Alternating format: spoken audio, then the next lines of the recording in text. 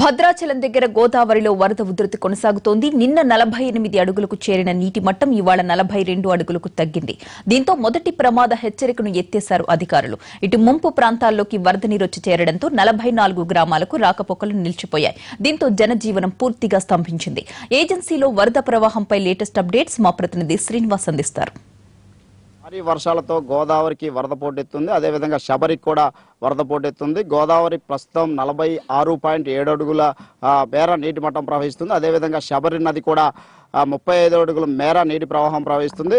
ఈ వరదతోటి మొత్తం కూడా ఏదైతే విలీన మండలాలు ఉన్నాయో విలీన మండలాల్లో ఉన్న గిరిజన ప్రాంతాలన్నీ కూడా నీటి మునిగాయి. నీటి మునిగిన గ్రామాలన్నీ కూడా పూర్తిగా రాకపోకలు స్తంభించాయి. ప్రస్తుతం మనం కన్నాయిగూడెం చింతరేగులపల్లి మధ్య ఉన్న రోడ్డులో ఉన్న నీళ్ల మీద వరద నీళ్ల మీద మనం ప్రవహిస్తున్నాము. మనం ప్రస్తుతం చూసుకుంటే 2 గ్రామాల మధ్య 4 అడుగుల మేర నీరు ప్రవహిస్తుండటంతో ఈ చుట్టుపక్కల ఉన్న 42 గ్రామాలకు కూడా పూర్తిగా రాకపోకలు స్తంభించపోయిన పరిస్థితిని మనం చూసుకోవచ్చు.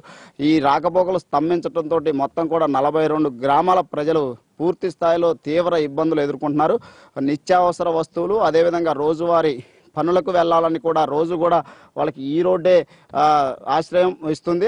ఈ ఆశ్రయం ఇస్తుండటంతో ఈ రోడ్డు మొత్తం కూడా నీటి మునగడంతో వాళ్ళు 42 గ్రామాలకు సంబంధించిన ప్రజలు తీవ్ర ఇబ్బందులు ఎదుర్కొంటున్న పరిస్థితిని మనం గమనించవచ్చు.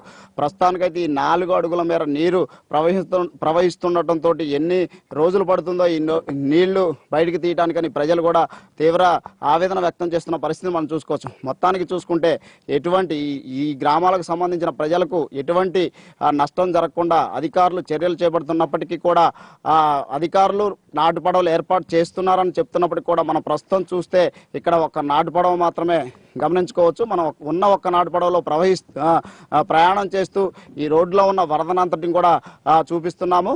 మొత్తం కూడా ప్రజలందరూ ఏదైతే గర్భిణీలు కూడా తీవ్ర స్థాయిలో ఇబ్బందులు ఎదుర్కొంటున్నారు. గర్భిణీలు ఏదైతే పురిటి నొప్పులు ఉన్నాయో హాస్పిటల్కి తరలించాలన్న ఈ రోడ్డే వాళ్ళకి దిక్కు కాబట్టి ఈ రోడ్డులో మొత్తం కూడా 4 అడుగుల నుంచి 5 అడుగులు ప్రవహిస్తుంటుంది. గర్భిణీ స్త్రీలు దాటించడానికి కూడా తీవ్ర స్థాయిలో కష్టపడాల్సి వస్తుంది.